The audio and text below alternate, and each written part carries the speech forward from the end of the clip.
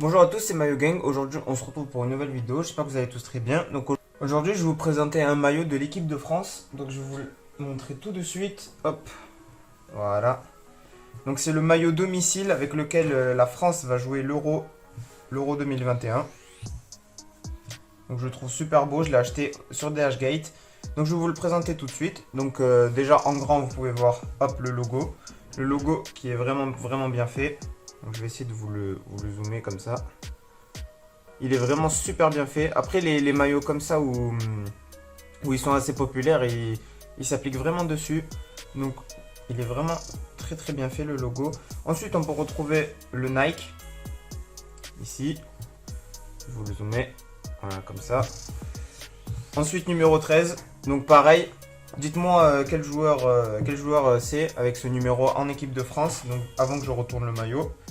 Voilà, donc le maillot je trouve beau. Bon, il a été un peu critiqué, il y en a qui l'aiment pas, il y en a qui trouvent qu'il n'est pas très beau, mais moi je trouve que ça va. Après c'est pas le maillot de l'année, c'est pas le maillot le plus beau de l'équipe de France qu'ils ont sorti depuis longtemps, mais ça va, je le trouve pas non plus très moche. Il me semble que c'est un maillot qu'ils ont refait en moderne d'un ancien maillot de l'équipe de France. Je vous le mettrai en photo au montage. Et voilà, donc ensuite on peut retrouver ici, non, Liberté, Égalité, Fraternité, pardon, avec le Dry Fit Nike et des informations. Donc ça aussi, le petit détail, il est vraiment bien fait. Ils l'ont bien retranscrit. Ensuite le col, c'est pas un col en V, c'est un col rond. Et là, on peut voir un V en fait au niveau du cou, à l'arrière du cou. Je sais pas pourquoi ils ont fait ça. Ensuite, sur le bas du maillot, toujours, hop, l'authenticité Nike. Voilà.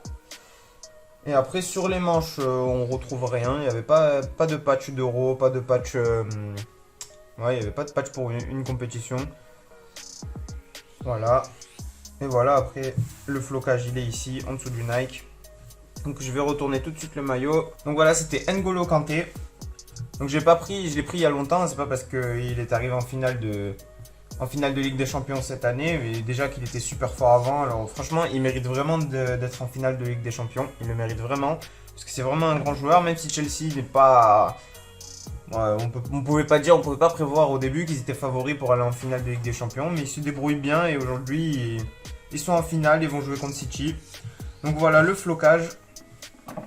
Hop, numéro 13. Donc vous pouvez voir les reliefs avec les formes géométriques ici, tout là, qui sont sur tout le flocage. Donc ils sont pas sur le 13 à l'avant, mais ils sont sur le 13 à l'arrière.